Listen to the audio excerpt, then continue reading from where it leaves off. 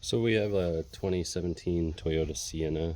Just want to go over this because there's too many videos on it.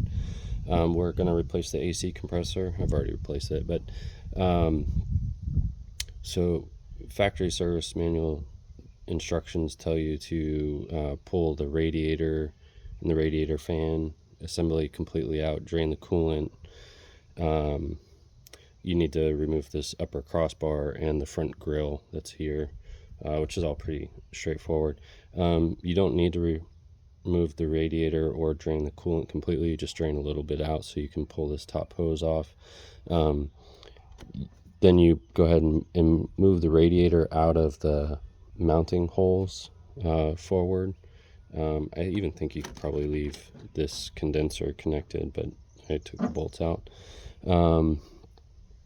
And then there's enough room to drop the condenser or the AC compressor in and out right here without squishing anything. This probably didn't need a compressor replacement, just the control valve was acting up. Client decided to go ahead and replace the control valve. Come over here, get you set up, just to show you what the control valve looks like if you're going to order one. So this is the control valve. This is OEM Toyota, never been changed control valve here. So that's what they look like. If you're looking for them online, you can use that as a reference. The other thing to do is an oil balance. The factory service manual says that this should have like 5.3 ounces in it, and in this, and then to do an oil balance, you take you assume that the new compressor that you have has 5.3 ounces of oil in it. You drain this through this bolt here. They show a bolt here in factory service, but it's not there, it's here.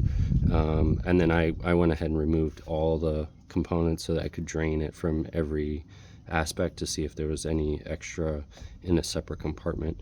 But all the oil came out of this bolt right here. This only drained out 2 ounces. So I was under the assumption that you would drain 3 ounces out of the new compressor.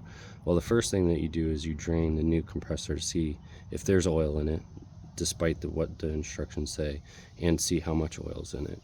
So when I drained the new compressor that was supposed to have 5 ounces per the manufacturer's instructions, it only had about 70 mil, which is like just over 2 ounces of oil in it. So if you were under the assumption that, you know, let's say only an ounce came out of here, and you drain an ounce out of or maybe 4 ounces came out of this, so you'd only drain an ounce out of the new one, you'd be 4 ounces short, or well, 2 ounces short, however the math works.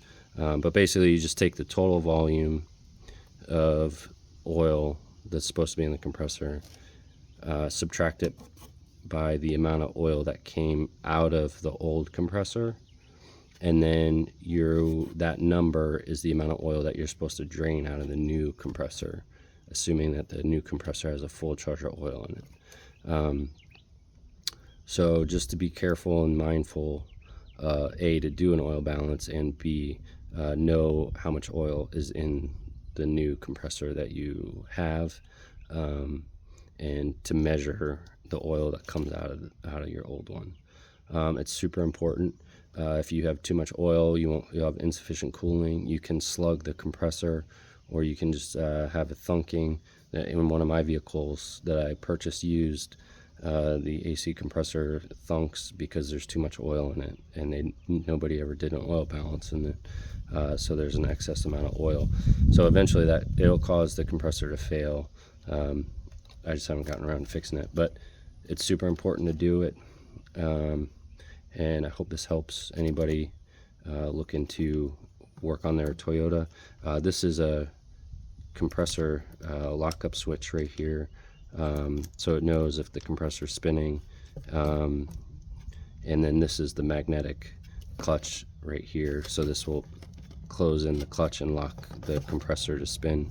And then this is your control valve I showed you earlier, and then these are where your high and low lines go into the compressor. So hope that helps. Any questions, throw them in the comments, and I'll get back to you as soon as I can.